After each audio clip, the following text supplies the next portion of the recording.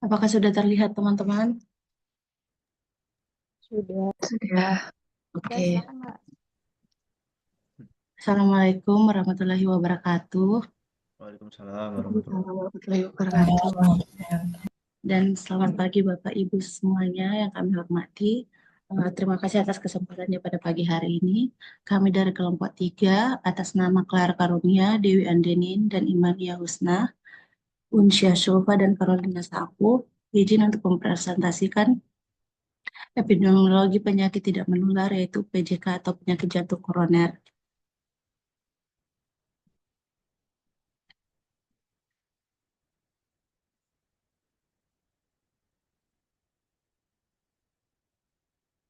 Baik, sindrom koroner akut memahami kondisi darurat jantung yang biasanya kita sebut SKA adalah kondisi darurat medis yang terjadi ketika aliran darah ke jantung terhambat secara tiba-tiba.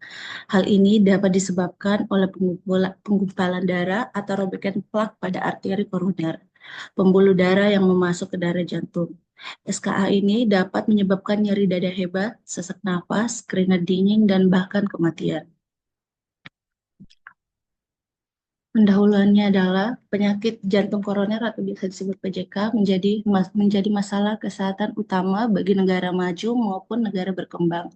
Menurut data WHO tahun 2000-2012, dari 17,5 juta kematian akibat penyakit tidak menular, terdapat 7,4 juta kematian akibat PJK.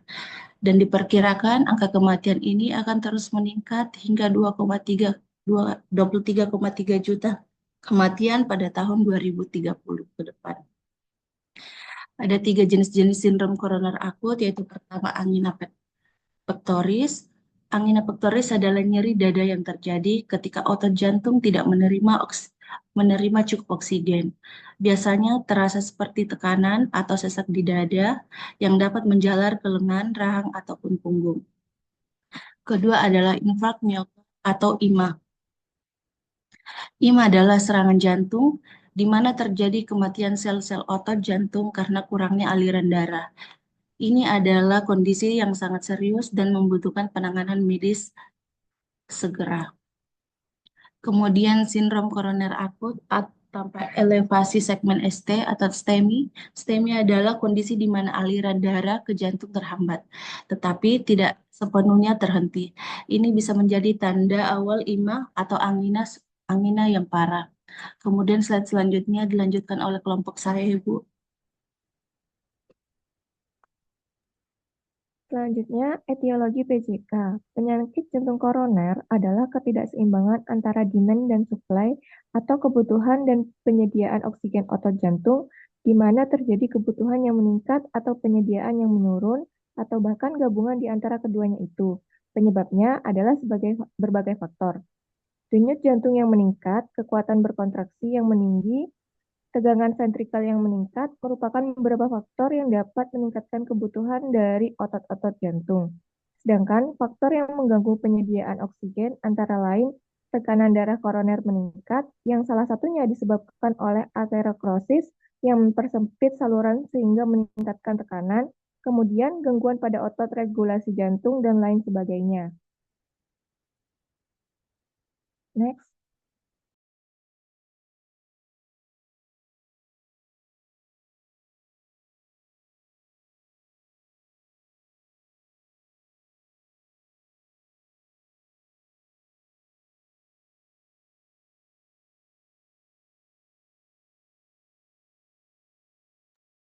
Patofisiologi. Kolesterol yang menimbun di dinding bagian dalam pembuluh darah dapat mengakibatkan pembuluh darah mengalami penyempitan dan aliran darah pun menjadi tersumbat. Akibatnya, fungsi jantung terganggu karena harus bekerja lebih keras untuk menempa aliran darah. Seiring perjalanan waktu, arteri-arteri koroner makin sempit dan mengeras. Inilah yang disebut aterosklerosis. Ateroma pada arteri koronaria akan menyebabkan stenosis yang dapat mengganggu aliran koroner dan menyebabkan iskemia miokard. Penelitian menunjukkan bahwa stenosis sebesar 60% atau lebih menyebabkan iskemia miokard, yang oleh penderita dinyatakan sebagai nyeri yang khas disebut angina pectoris. Next.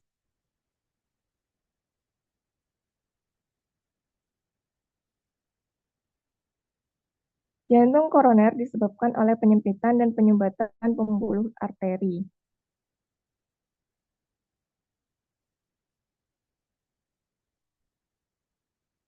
Selanjutnya akan dilanjutkan oleh Mbak Dewi. Mohon maaf, Mbak Salma.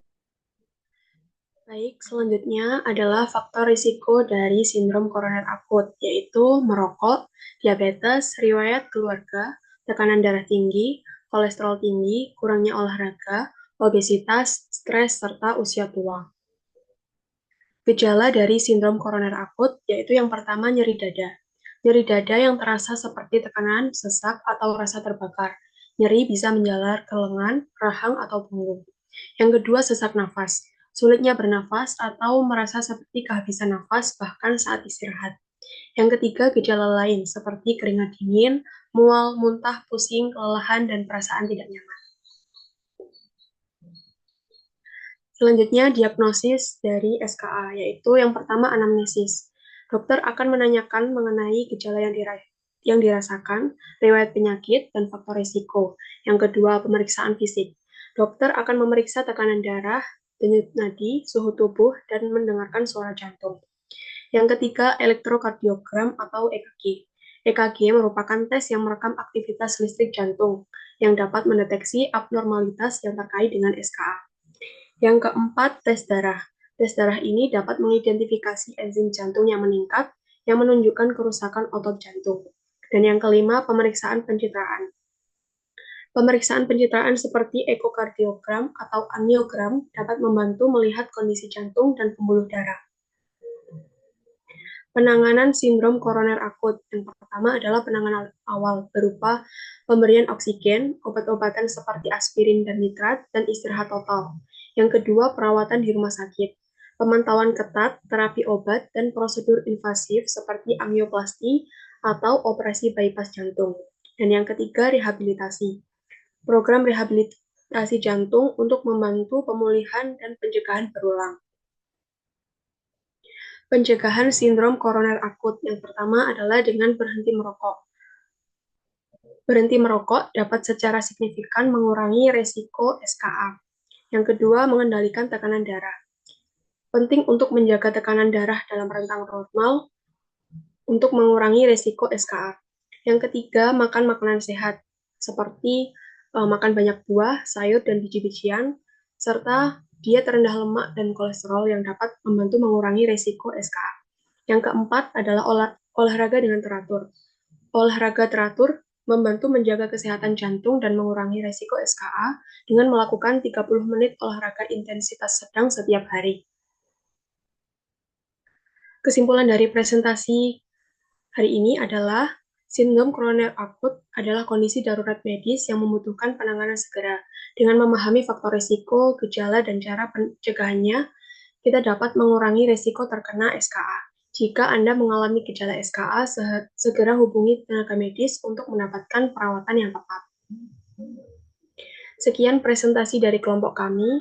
Untuk teman-teman, mungkin ada yang ingin ditanyakan, dipersilakan.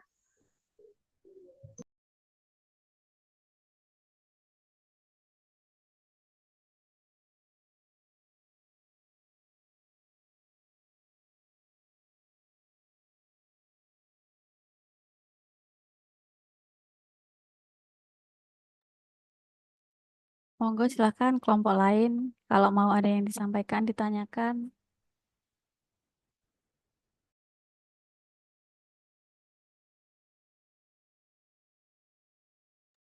Baik, saya izin bertanya untuk kelompok 3.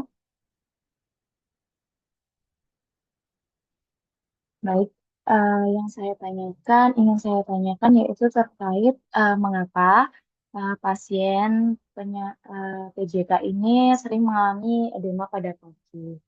Mungkin dari kelompok 3 ada yang bisa bantu menjawab pertanyaan dari saya. Terima kasih. Terima kasih. Mbak Lala. Saya membantu menjawab. Eh, untuk pertanyaan Ibu Nadira bahwa mengapa pada pasien PJK sering terjadi udem atau pembengkakan pada kaki, yaitu karena aliran darah ke otot jantung terganggu, yaitu akibat penyempitan arteri koroner, arteri yang terdapat pada jantung, sehingga dapat melelahkan kemampuan jantung untuk memompa darah. Karena jantung tidak dapat memompa darah dengan baik, maka cairan dapat menumpuk di pembuluh darah vena, terutama di bagian tubuh yang rendah seperti kaki. Demikian jawaban dari kami. Baik, Mbak Carolina. Berarti istilahnya nggak nyampe gitu ya, Mbak, aliran darahnya ya? Benar sekali. Karena ada penumpukan Oh iya, ya baik. dan Terima kasih, penyempitan. Mbak. Ya, Eh, sama-sama. Ya, terima kasih. seperti kayak tekanannya kurang gitu ya, Mbak? Ya, betul, Mas. Itu pasti itu, ya, benar. Tambahan sedikit juga Mbak Nadira. Ini karena ada tetangga saya yang penyakit jantung ya.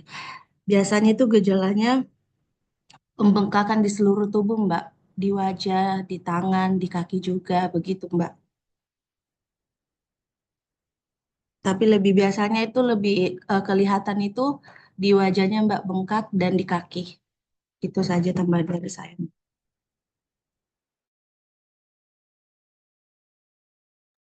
Baik, terima kasih teman-teman semua sudah paham.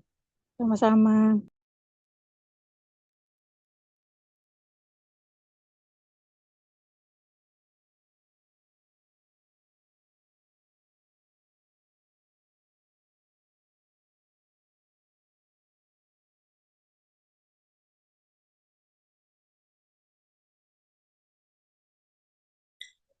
Mungkin ada lagi yang ingin bertanya, teman-teman.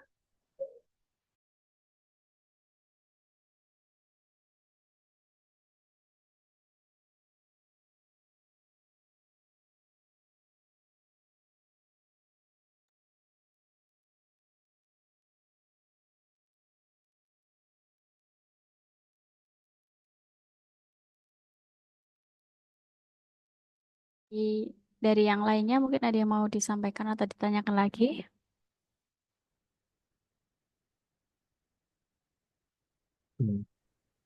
Belum ada ya. Ini saya boleh menambahkan ya, Mbak, terkait pembengkakan jantung tadi ya. Iya, Boleh Bu. sekali, Bu. Oke, jadi ketika kenapa PJK itu salah satu penyebabnya itu adanya pembengkakan jantung itu karena pembesaran jantung terjadi itu ketika respon jantung atas adanya perubahan di kondisi atau beban kerjanya itu mengalami perubahan. Kemudian itu yang menyebabkan jantungnya itu memompa lebih keras dari biasanya dan itu yang bisa merusak otot jantung. Makanya itu terjadi pembengkakan. Gitu. Baik, Bu. Novita, Oke, terima kasih atas jawabannya. sama-sama. Ada lagi mungkin untuk PJK yang mau disampaikan atau ditanyakan dari teman-temannya?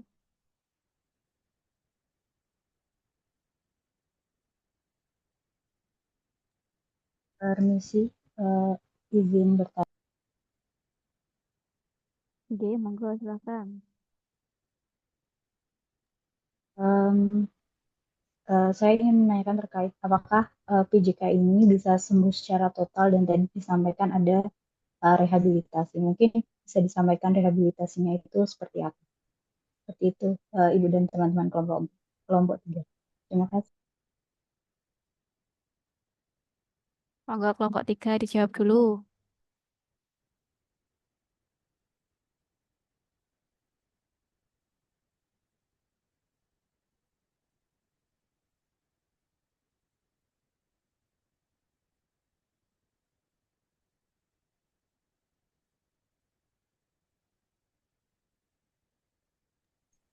Oke, izin menjawab. Untuk penyembuhan PJK. Pertanyaan tadi. Ya, Mbak. Oke.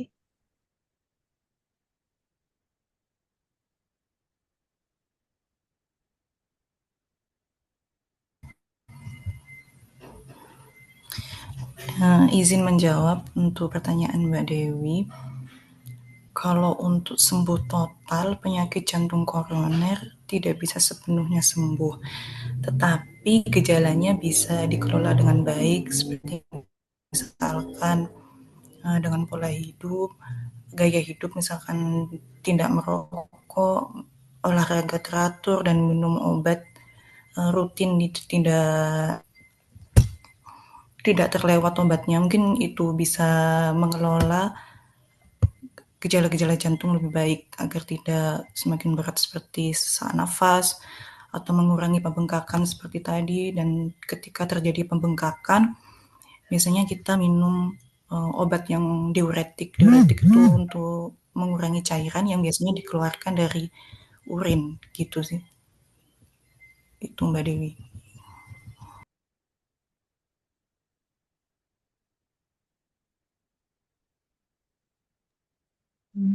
Berarti lebih ke perawatan dan juga pengelolaan sakitnya itu biar nggak bertambah parah gitu aja ya, Mbak? Iya, betul. Ya. Kalau untuk rehabilitasinya itu apa aja yang bisa dilakukan, Mbak, biasanya?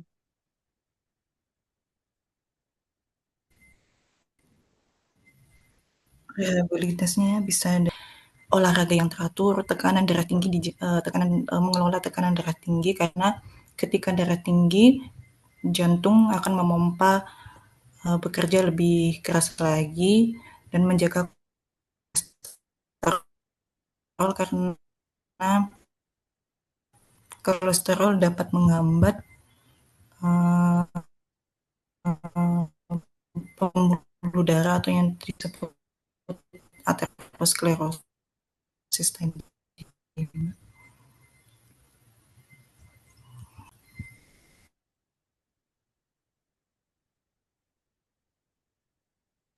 Lebih ke aktivitas dan juga pemantauan gitu ya, Mbak?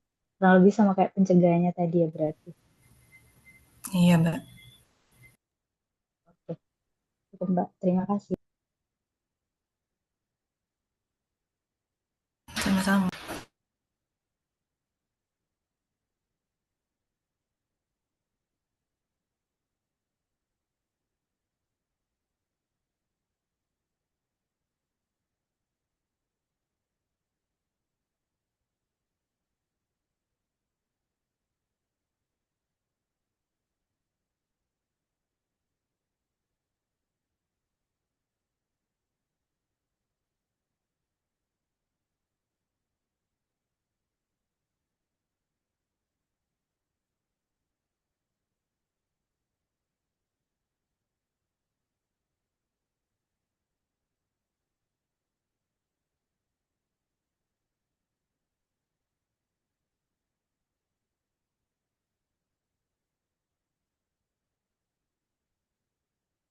Jadi saya menambahkan aja untuk tadi pertanyaannya terkait dengan apakah jantung koroner itu bisa sembuh total.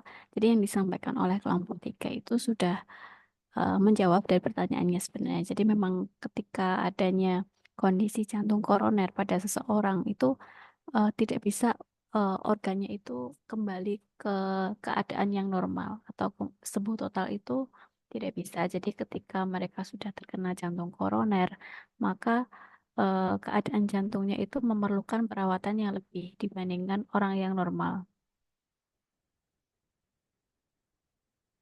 Nah, yang bisa dilakukan ketika sudah PJK itu adalah mengelola atau mengusahakan menghindari faktor resiko supaya tidak terjadi komplikasi dan itu bisa diminimalkan dengan menjalani perawatan di rumah sakit ataupun menjalani gaya hidup sehat yang sudah dijelaskan tadi.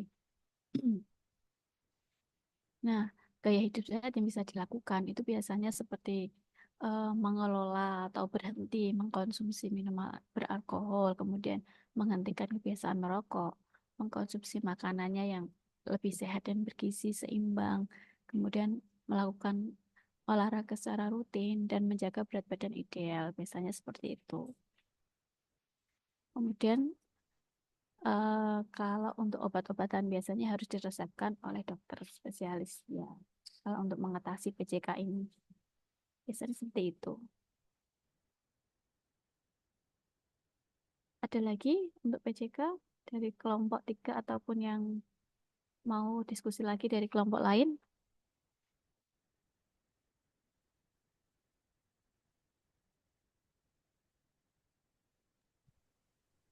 Sudah mungkin, Bu. Oke, baik. Mungkin kelompok 3 bisa ditutup dulu presentasinya kalau sudah.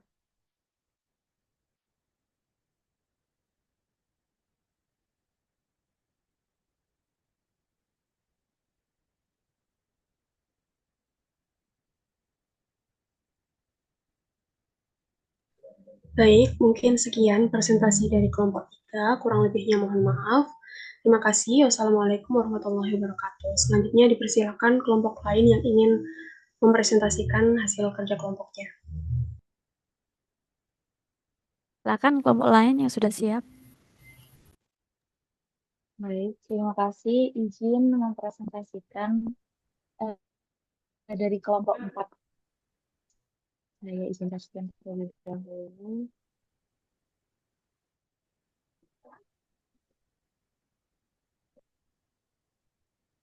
Apakah sudah terlihat PPT saya, Bapak Ibu?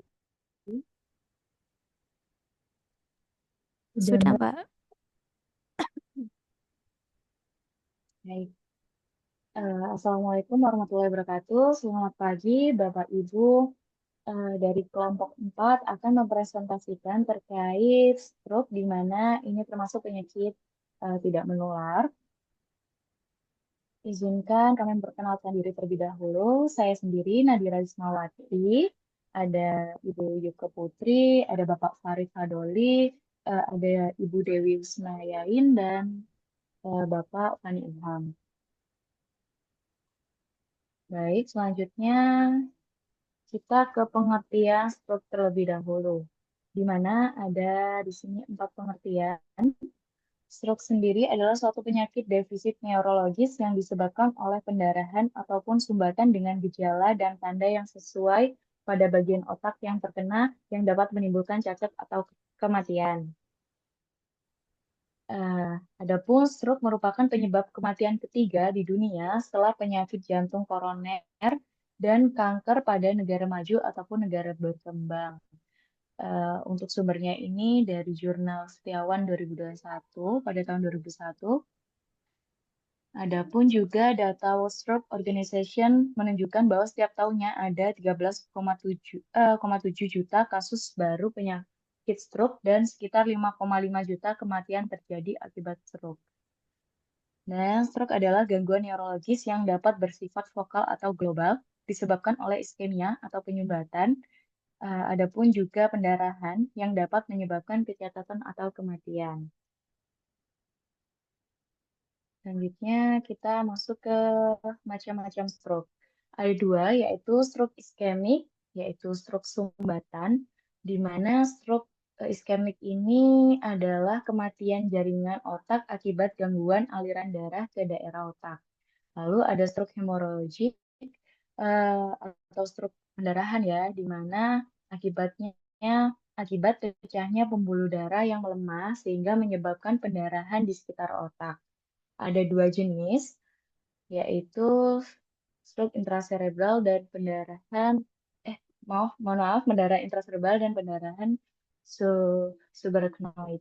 Nah, di mana pendarahan intracerebral ini adalah pendarahan yang terjadi di dalam jaringan otak itu sendiri, dan juga untuk pendarahan subarachnoid adalah pendarahan yang terjadi di ruang di antara permukaan otak dan selaput pelindung otak, jadi sebelah sini. Nah, selanjutnya ini ada TIA ya. Ini bisa disebut stroke juga ya, serangan stroke selintas. Jadi di mana kondisi medis di mana aliran darah ke otak terganggu secara sementara. Ini menyebabkan gejala-gejala yang mirip dengan stroke, seperti kelemahan pada satu sisi tubuh, kesulitan berbicara, atau gangguan penglihatan.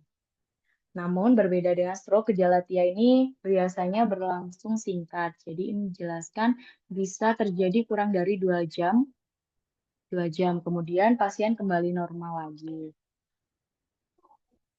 Baik, materi selanjutnya akan dijelaskan oleh teman saya.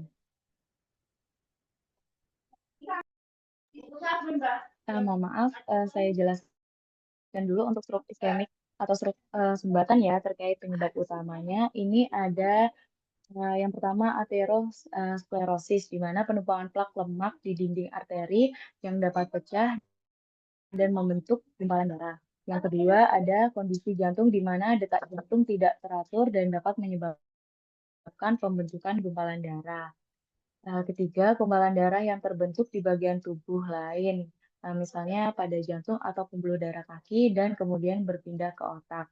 Nah, adapun faktor resiko lain, sebenarnya untuk faktor resiko lain ini bisa terjadi di stroke iskemik ataupun stroke hemorrhagic, yaitu adanya hipertensi, diabetes, kolesterol tinggi, gaya hidup perokok, dan juga obesitas, dan lain sebagainya. Sedangkan untuk stroke pendarahan atau hemorrhagic ini, yang pertama ada penyebabnya pelebaran abnormal pada dinding pembuluh darah yang dapat pecah. Yang kedua yaitu hipertensi. Dengan hipertensi ini, tekanan darah tinggi ini dapat menyebabkan melemahnya dinding pembuluh darah dan menyebabkan pecah. Dari banyaknya faktor yang mempengaruhi kejadian stroke, hanya hipertensi yang secara signifikan mempengaruhi kejadian stroke ini. Yang ketiga yaitu ada AVM, di mana kelainan bawaan pembuluh darah otak yang dapat menyebabkan pendarahan. Yang keempat yaitu ada penggunaan obat pengencer darah secara berlebihan dapat meningkatkan resiko pendarahan. Yang terakhir ada penyebab yaitu cedera kepala. Seperti trauma kepala yang parah dapat menyebabkan pembuluh darah otak pecah. Seperti yang dimaksud adalah kecelakaan, seperti itu.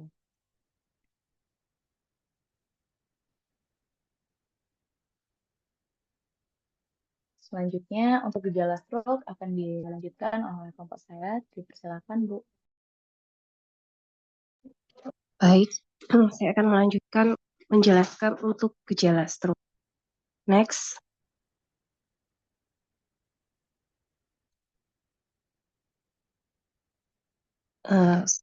Next slide-nya. Ya. Berikut adalah gejala stroke yang sering terjadi. Yang pertama yaitu tiba-tiba mati rasa. Tanda atau gejala stroke yang paling umum terjadi adalah mati rasa dan kelemahan pada wajah, lengan, kaki, atau salah satu sisi tubuh pasien. Untuk memastikan ada atau tidaknya gejala ini, cobalah untuk mengangkat kedua tangan ke atas. Kemudian yang kedua, gangguan pada penglihatan. Tanda-tanda dan gejala dari penyakit stroke berikutnya itu munculnya gangguan penglihatan. Kondisi ini juga terjadi secara tiba-tiba, tanpa peringatan terlebih dahulu. Saat mengalaminya, Anda mungkin hanya merasakan pandangan mata yang berbayang. Kemudian yang ketiga, gangguan berbicara dan kesulitan memahami ucapan orang lain. Ciri dari penyakit stroke yang juga sering dialami pasien adalah gangguan berbicara. Pasien mungkin saja kehilangan kemampuan berbicara seperti biasa. Pada saat itu, pasien tidak mampu menyebutkan kata demi kata dengan lancar. Seringkali lidahnya seolah terpeleset sehingga tidak bisa mengeja kata dengan benar. Next. Kemudian yang keempat, gejala stroke yang sering terjadi adalah sakit kepala sebagai gejala stroke. Gejala stroke yang satu ini juga termasuk yang banyak dialami. Sakit kepala yang biasanya disertai dengan muntah, pusing, kemudian hilangnya kesadaran diri merupakan tanda bahwa Anda sedang mengalami stroke.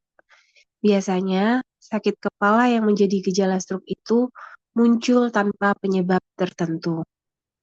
Kemudian yang kelima, gangguan berjalan. Pasien yang mengalami stroke juga berpotensi mengalami gangguan berjalan, mengatur keseimbangan, hingga mengatur koordinasi tubuh. Jika Anda mendadak kehilangan keseimbangan saat berjalan, diikuti pusing kepala yang cukup intens dan hilangnya koordinasi, mungkin itu adalah gejala stroke. Kemudian gejala stroke yang sering terjadi yang terakhir yaitu kehilangan kesadaran diri. Jika sudah pada tingkatan yang cukup parah, orang yang mengalami stroke memiliki potensi untuk kehilangan kesadaran diri. Biasanya, kondisi ini terjadi jika pasien mengalami sakit kepala akut dan tidak segera diatasi. Demikian gejala stroke. Baik, saya akan melanjutkan terkait pencegahan stroke. Izin ini Mas Farid tidak bisa menjelaskan karena ada ujian, jadi saya bantu menjelaskan terkait pencegahan stroke.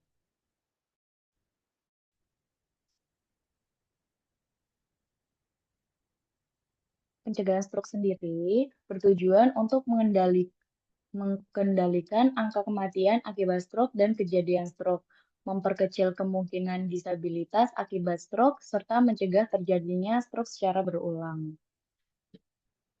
Pencegahan stroke dibagi menjadi dua, yaitu primer dan juga sekunder, di mana untuk primer sendiri adalah upaya yang dilakukan agar terhindar dari serangan stroke pertama, dengan menerapkan gaya hidup sehat.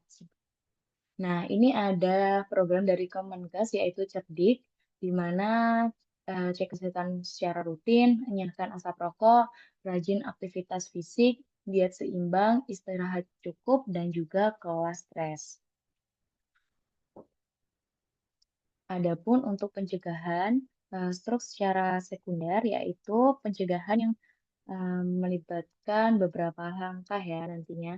Pencegahan ini dilakukan pada orang yang sudah mengalami serangan stroke agar tidak terjadi serangan stroke berulang, yaitu dengan penambahan obat pengencer darah seperti aspirin. Selain itu, di samping itu pengendalian faktor risiko lainnya. Contohnya pengendalian faktor risikonya seperti mengontrol tekanan darah dengan obat-obatan dan juga mengatur kadar kolesterol, mengontrol kadar gula jika punya diabetes ya, lalu menghentikan kebiasaan merokok bagi yang masih merokok. Dan juga seperti menurunkan berat badan bagi pasien yang juga mempunyai obesitas. Baik.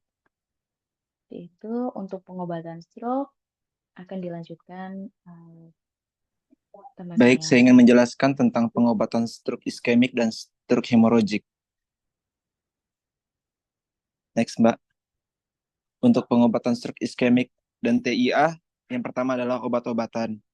Obat-obatan fibrinolitik atau trombolitik. Golongan obat ini digunakan untuk mengembalikan perfusi darah yang terhambat pada serangan stroke. Sedangkan antikoagulan, golongan obat ini digunakan untuk pasien stroke dengan hambatan dapat mencegah terjadinya kembali stroke emboli. Tetapi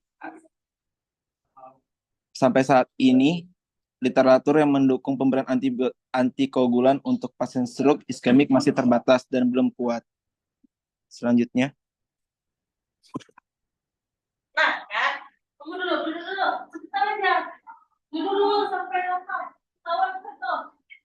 Selanjutnya trombektomi mekanis. Proses mekanis menggunakan perangkat kateter yang dimasukkan ke dalam pembuluh darah besar untuk menarik gumpalan keluar dari pembuluh darah. Tingkat efektivitas tinggi jika dilakukan tepat waktu 6-24 jam setelah pasien mengalami stroke. Yang ketiga, stenting. Prosedur yang bertujuan untuk membuka bagian arteri yang tersumbat untuk mengembalikan aliran darah secara normal ke otak. Pengobatan dilakukan dengan menempatkan ring kecil di arteri yang tersumbat berfungsi untuk menopang arteri agar tetap terbuka dan mengurangi kemungkinan penyempitan.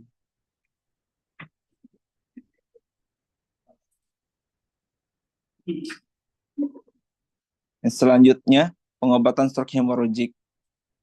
Stroke hemorrhagic ini disebabkan karena adanya pendarahan atau kebocoran di otak. Yang pertama, untuk obat-obatan, stroke hemorrhagic diberikan untuk untuk menggumpalkan darah, contohnya seperti nicardipin injeksi atau clopidogrel oral. Selanjutnya,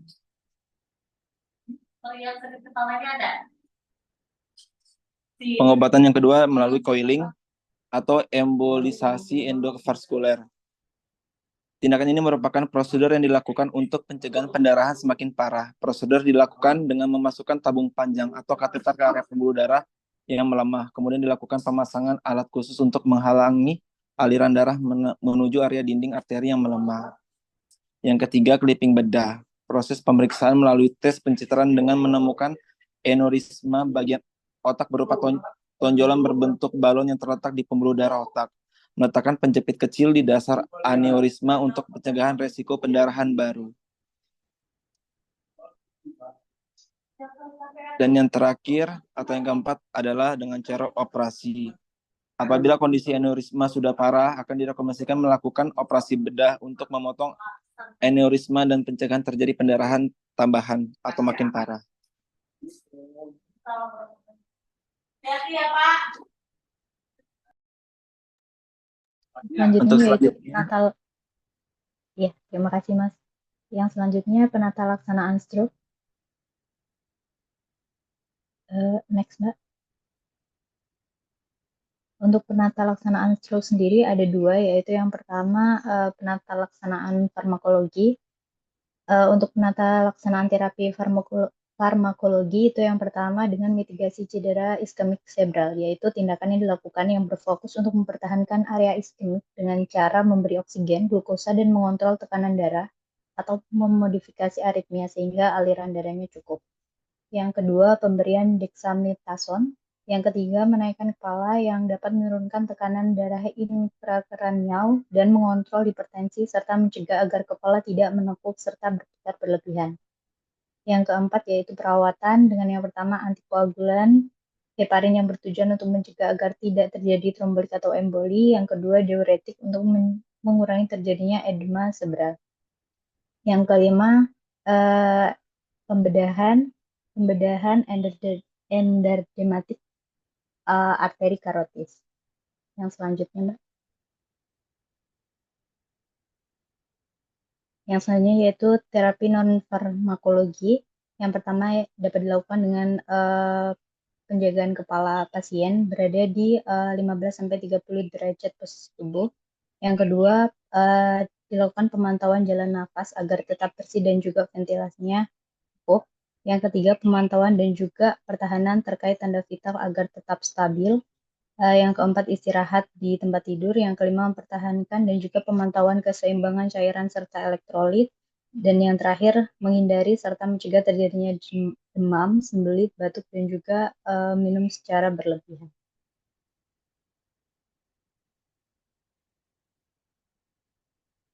Mungkin itu yang dapat kami sampaikan terkait stroke, mungkin dari teman-teman ataupun dari Ibu ada yang mau disampaikan dan ada yang ditanyakan, monggo.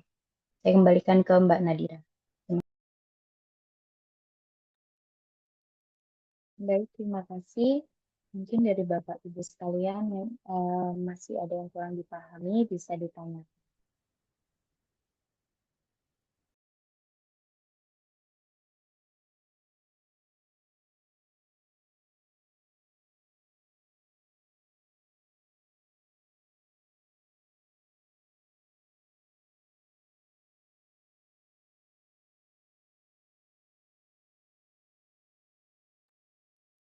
Monggo dari teman-temannya dulu kalau mau ditanyakan, ada yang mau disampaikan, silahkan. Diskusi aja nggak apa-apa. Silahkan. Baik Bu, terima kasih atas kesempatannya. Terima kasih untuk kelompok keempat. Pertanyaannya mungkin dua dari saya. Yang pertama, komplikasi setelah terjadinya stroke. Yang kedua, mungkin ada terapi alternatif untuk stroke. Terima kasih.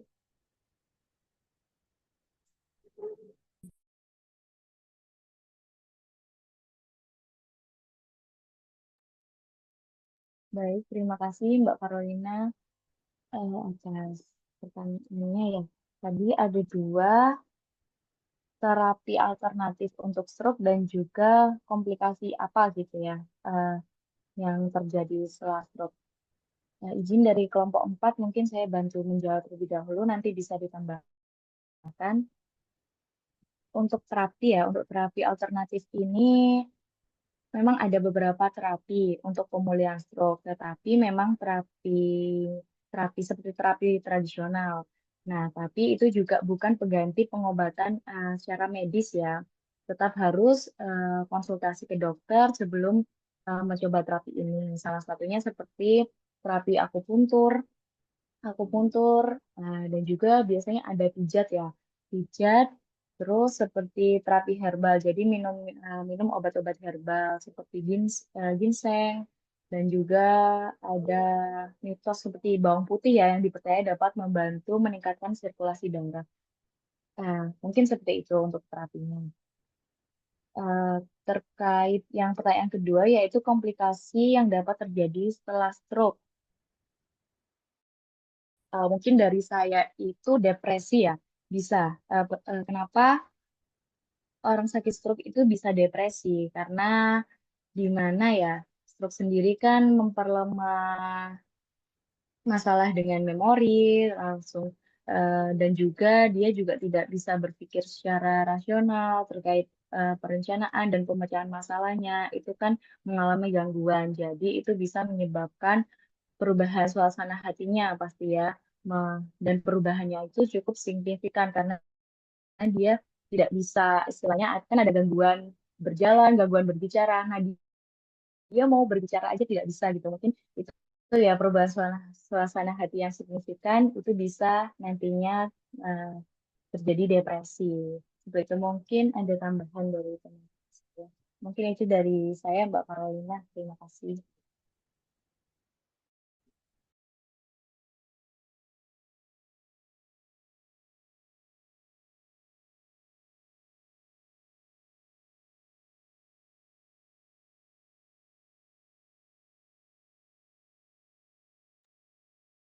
Nah, mungkin bisa dipahami, Mbak Carolina, bagaimana? Iya, iya, bisa deh. Terima kasih untuk jawabannya. Baik, sama-sama, Mbak Carolina.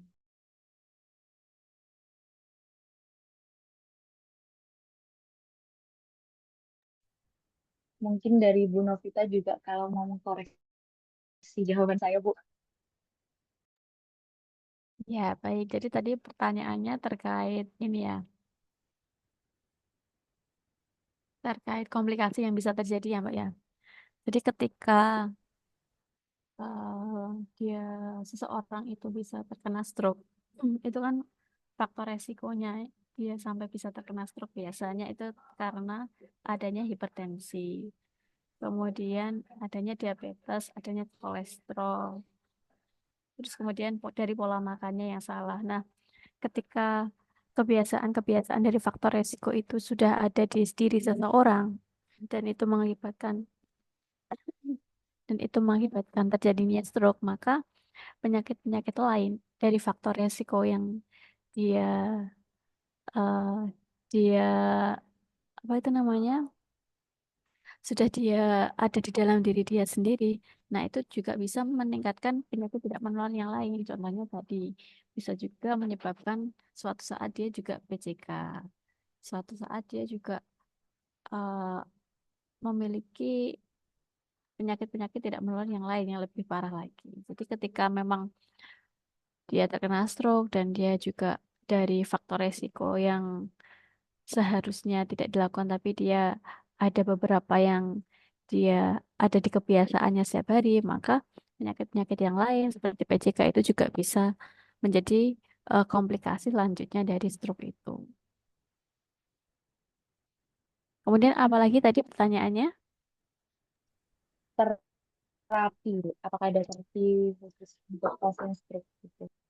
Kalau untuk terapi sendiri itu eh, kalau selain medis mungkin ada, tapi memang kalau secara medis, kalau stroke itu penanganan awal itu adalah yang paling utama. Jadi ketika dia terkena stroke, ketika di awal penanganannya itu cepat dan tepat, itu akan bisa sembuh. Seseorang itu bisa sembuh total ketika penanganan cepat dan tepat. Nah, ketika penanganannya lambat, maka seseorang itu eh, yang terkena stroke itu bisa mengalami kelumpuhan. Jadi memang di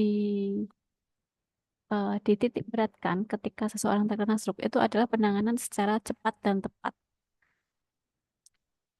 Dan untuk apa itu namanya yang tadi ketika perawatan yang selain dari dokter atau perawatan medis itu ada, tapi itu tidak menjamin kesembuhan totalnya juga. Biasanya seperti itu.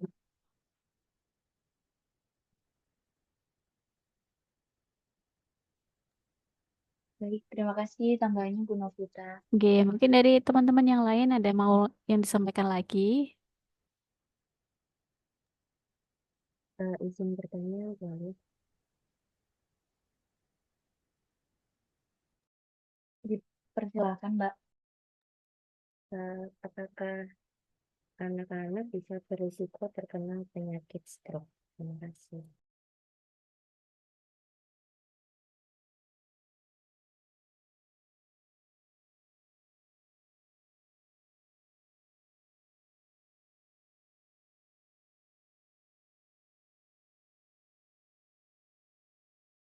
Baik, terima kasih. Mbak Nurholisatul ya tadi yang bertanya ya? Iya. Pertanyaan tadi, apakah anak-anak bisa mengalami stroke? Jawabannya dari yang literatur yang saya baca ya, sangat memungkinkan seorang anak mengalami stroke.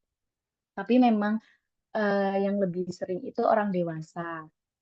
Jadi untuk rasionya itu lebih banyak orang dewasa, tapi memungkinkan anak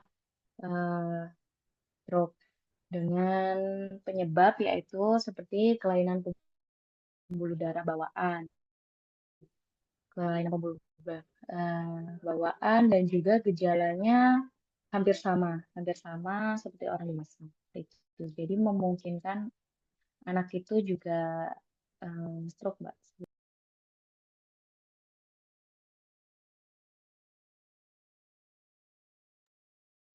Tambahan juga ya, anak juga bisa terkena stroke jika tadi yang saya jelaskan yaitu cedera kepala, seperti adanya benturan keras pada kepalanya yang dapat menyebabkan pembuluh darah pecah. Nah, itu juga bisa terjadi pada anak saat anak terjadi kecelakaan dan menyebabkan benturan yang cukup keras seperti itu, Mbak. Terima kasih. Mungkin bantu koreksi ya, Bu Novita. Terima kasih. Itu mungkin jawaban dari kelompok 4, Mbak Novita. Terima kasih.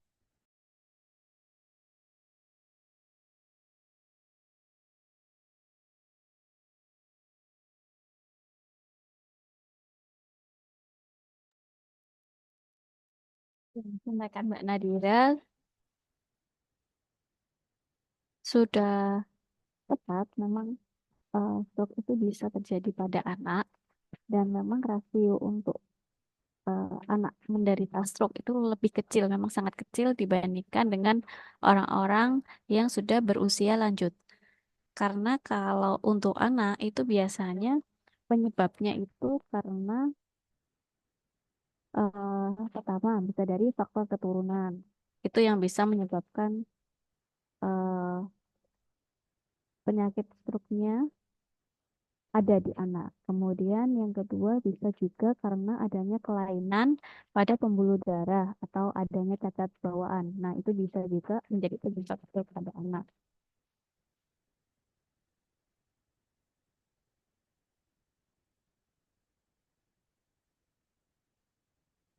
Mungkin itu yang bisa saya tambahkan, Mbak Nabila. Ada lagi?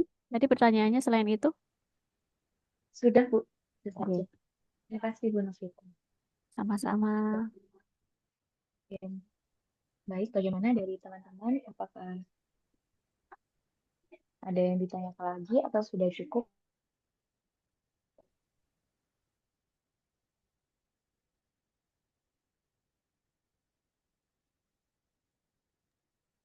Cukup, Mbak.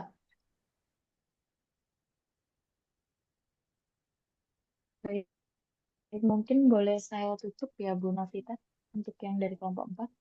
Iya, silakan Mbak Nadira bisa ditutup.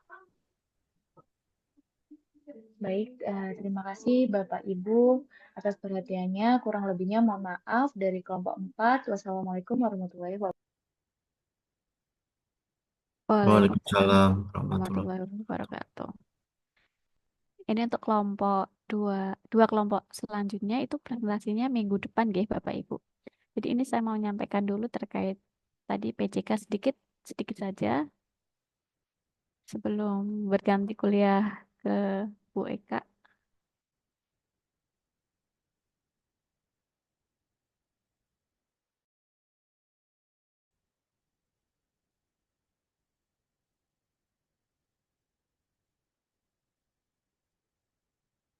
Nah, jadi karena mata kuliah kita ini adalah epidemiologi tidak menular, maka pembahasan kita yang harus kita titik beratkan itu di epidemiologinya. Jadi tadi kita sudah belajar terkait penyakit jantung koroner dan penyakit stroke dari dua kelompok. Terima kasih, penjelasannya sudah cukup lengkap. Nah, sekarang saya akan menambahkan sedikit terkait dengan epidemiologi dari PJK. Nah, kita diskusi aja Bapak Ibu. Jadi ini yang kita akan membuka mindset kita lagi. Yang pertama, ini dari hasil penelitian Kartini 2023. Jadi ketika eh, dari epidemiologi PJK lebih banyak terjadi pada masyarakat negara maju dibandingkan dengan negara berkembang. Itu sebabnya apa, Bapak Ibu? Monggo, silakan. Kita diskusi aja. Jadi kenapa PJK itu lebih banyak terjadi di masyarakat dengan negara maju dibandingkan negara sedang berkembang? Tergantung dari pola hidup. Izin menjawab, Bu. Yang Yes, pertama, silakan Bu. ya, tingkat stres atau tingkat aktivitas pekerjaan atau tekanan hidupnya lebih tinggi. Itu biasanya dengan bawaannya dengan stres. Yang kedua dengan pola makan. Itu biasanya makan cepat saji, Bu. Mungkin itu dari saya 2 saja, Bu. Terima kasih. Ya, dari teman-teman yang lain mungkin ada?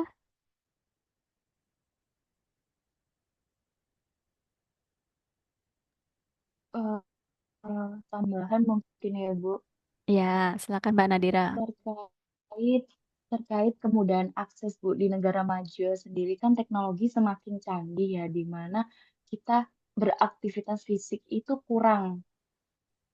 Nah, jadi bekerja itu bisa lebih lama di depan laptop seperti itu. Jadi berpengaruhnya kepada aktivitas fisik yang berkurang karena kemudahan teknologi di negara maju. Mungkin gimana? Iya, jadi terima kasih atas jawaban dari Bu Carolina dan Mbak Nadira. Jadi memang benar. Jadi ketika kenapa masyarakat di negara maju itu lebih banyak terkena PJK daripada di negara yang sedang berkembang, itu karena memang satu yang pertama dari kemudahan akses. Karena semua akses itu mudah kemana-mana menggunakan alat transportasi, jadi itu mengurangi aktivitas gerak kita. Jadi mengurangi aktivitas gerak masyarakatnya. Nah, ketika teknologi juga sudah maju, eh, pola konsumsi dari nutrisi yang ada di dalam tubuh, yang kita serap dalam tubuh, itu juga akan sangat berbeda dengan masyarakat di negara berkembang. Jadi, di negara maju karena memang tadi benar kata Bu Carolina, kerjaannya dituntut untuk lebih banyak dan kata Mbak Nadira pekerjaannya banyak mau makan waktu di depan laptop atau banyak kegiatannya lebih sering ke kegiatan yang menghabiskan waktunya di tempat duduk. Nah, kegiatan-kegiatan kita sudah banyak di tempat duduk, kita kekurangan aktivitas eh, gerak, kemudian pola makannya pasti juga ketika di negara maju itu juga akan lebih sering mengkonsumsi makanan fast food daripada makanan-makanan real food. Biasanya seperti itu. Nah, kemudian yang kedua kita bahas lagi. Kenapa lebih banyak ditemukan pada daerah perkotaan dibandingkan daerah perdesaan? Ini kayaknya jawabannya sama ya dengan yang nomor satu. Jadi tidak usah dibahas lagi. Kemudian, nah ini lebih banyak mengenai golongan masyarakat sosial ekonomi menengah ke atas dibanding dengan sosial ekonomi lemah. Mungkin bisa ada jawaban dari statement yang ketiga ini? Silahkan.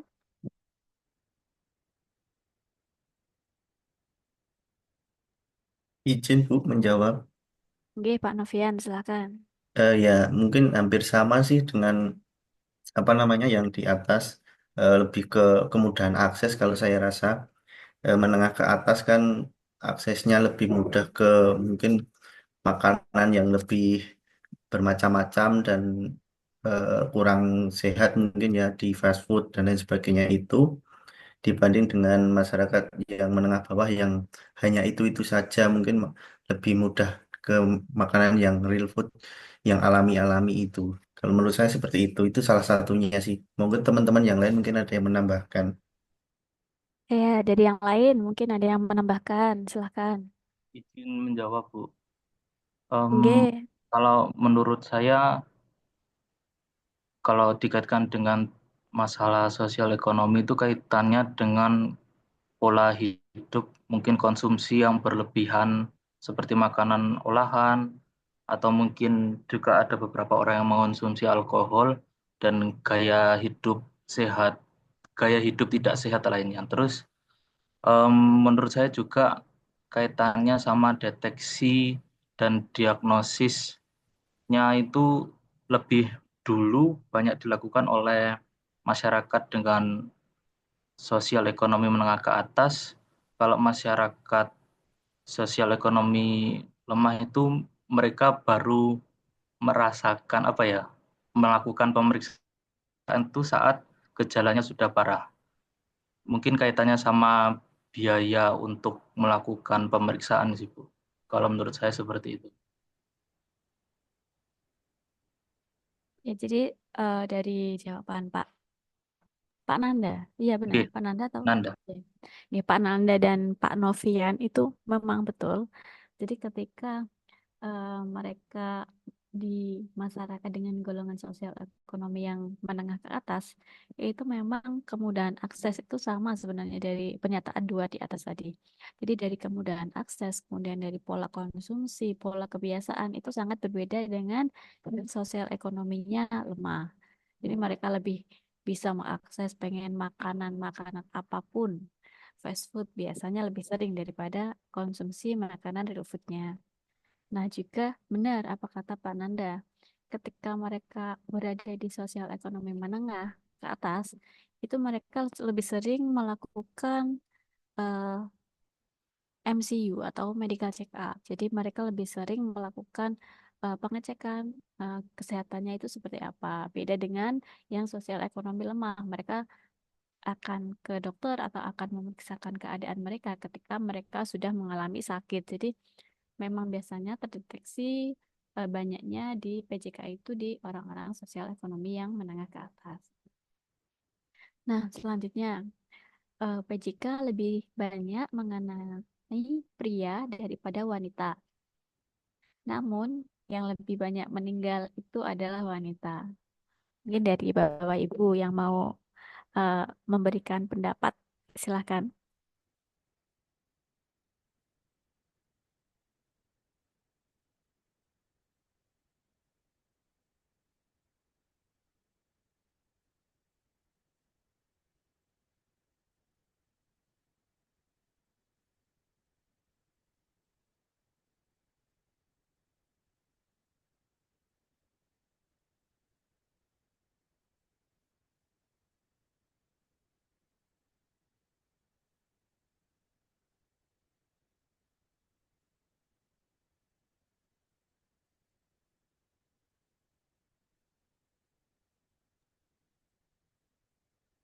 izin menjawab, Bu. Oke, silakan Mbak Nadira. Baik, terkait lebih banyak mengenai pria daripada wanita, namun lebih banyak yang meninggal adalah wanita. Yang pernah saya dengar itu ini masuk ke gejala. Jadi di mana jika PJK ini terjadi pada wanita seperti gejala sesak nafas, nyeri punggung, nyeri mual dan muntah, pusing, itu tidak langsung dikaitkan dengan gejala PJK. Tapi kita sendiri sebagai perempuan ya, kita sendiri pasti pernah mengalami nyeri punggung, leher, terus perut sakit itu dikaitkan karena menstruasi ya, Bu. Gitu. Nah, jadi kalau kita mengalami gejala samar, mengalami gejala samar PJK ini tidak langsung dikaitkan ke serangan PJK jantung, tapi jadi sehingga kita seringkali terlambat di diagnosis. Itu mungkin dari saya. Terima kasih. Ya, terima kasih Mbak. Terima kasih Mbak Nadira. Mungkin yang lain, Bapak Ibu? Pak Novian, silahkan. Ya Bu, izin Bu, cuma ini mungkin pendapat pribadi ya Bu.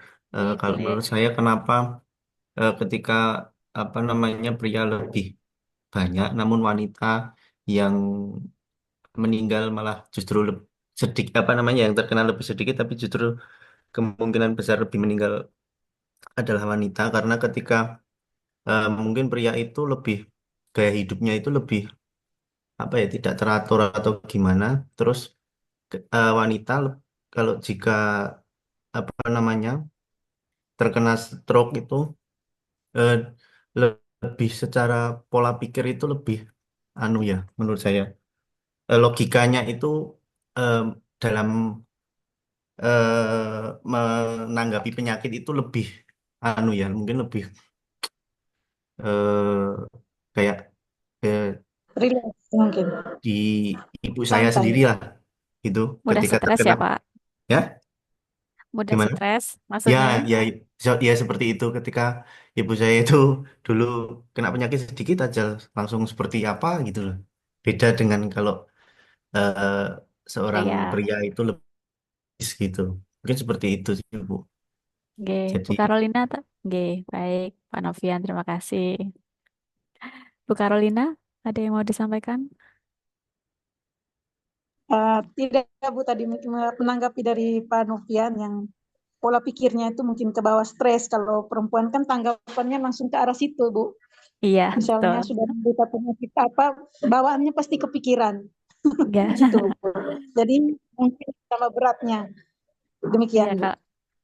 kalau wanita memang biasanya ini ya, tingkat rasanya lebih tinggi daripada laki-laki memang. Jadi benar yang ya, disampaikan Mbak Nadira, Pak Novian, sama Bu Carolina. Jadi memang rasa ketika PJK ini lebih banyak mengenai pria daripada wanita itu memang benar. Jadi memang pria itu biasanya pekerjaannya lebih berat daripada wanita dan biasanya dari faktor resiko pun pria itu lebih banyak dari kebiasaan merokok.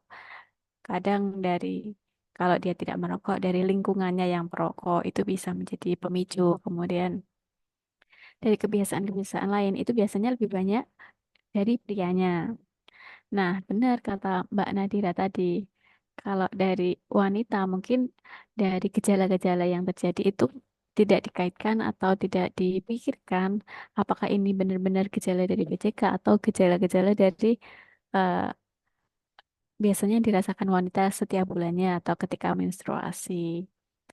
Nah, ketika memang ini sebenarnya jawaban dari Mbak Nadira sama Pak Novian ini berhubungan. Jadi ketika memang wanita yang dia pertamanya tidak merasa, kemudian ketika dia eh, dicek medis ternyata dia PCK, nah itu akan sangat berdampak di psikisnya. Jadi di mentalnya dia langsung down biasanya kalau wanita itu. Memang seperti itu.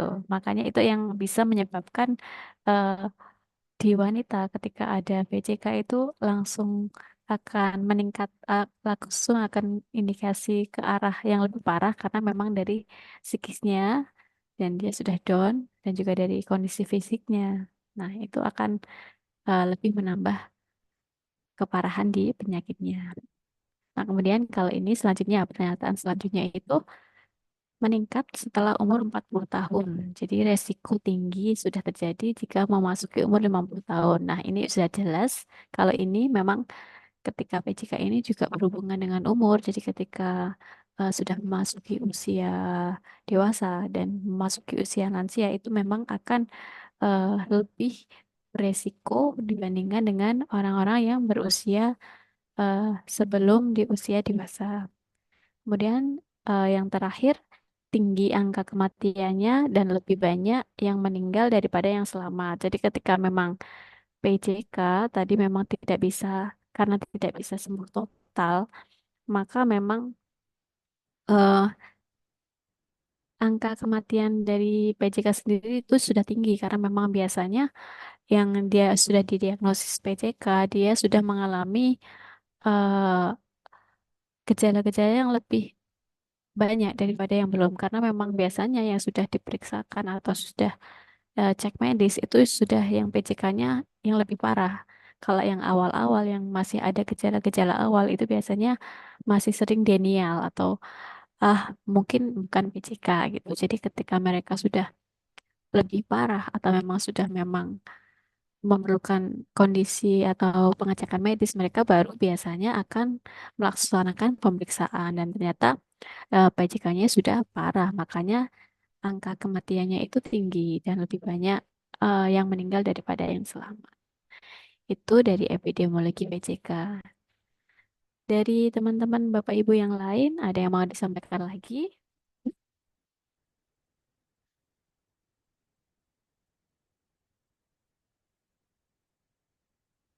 Sebenarnya untuk epidemiologi PJK ini hampir sama dengan stroke, jadi pembahasannya itu hampir sama. Kalau dari Bapak Ibu sudah tidak ada yang mau disampaikan atau ditanyakan, saya akhiri perkuliahan pada pagi hari ini. Ya, Bu. Ya, baik. Saya rasa sudah cukup ya nanti untuk untuk dua kelompok selanjutnya presentasinya di Sabtu depan. Baik, saya akhiri perkuliahan pada pagi hari ini. Terima kasih atas partisipasinya dari Bapak Ibu semuanya. Wassalamualaikum warahmatullahi wabarakatuh. Waalaikumsalam. Assalamualaikum warahmatullahi Terima kasih. Waalaikumsalam wabarakatuh. warahmatullahi Terima wabarakatuh. kasih, Bu. Oke, sama-sama. Saya izin live dulu, nggih. Oke. Gitu.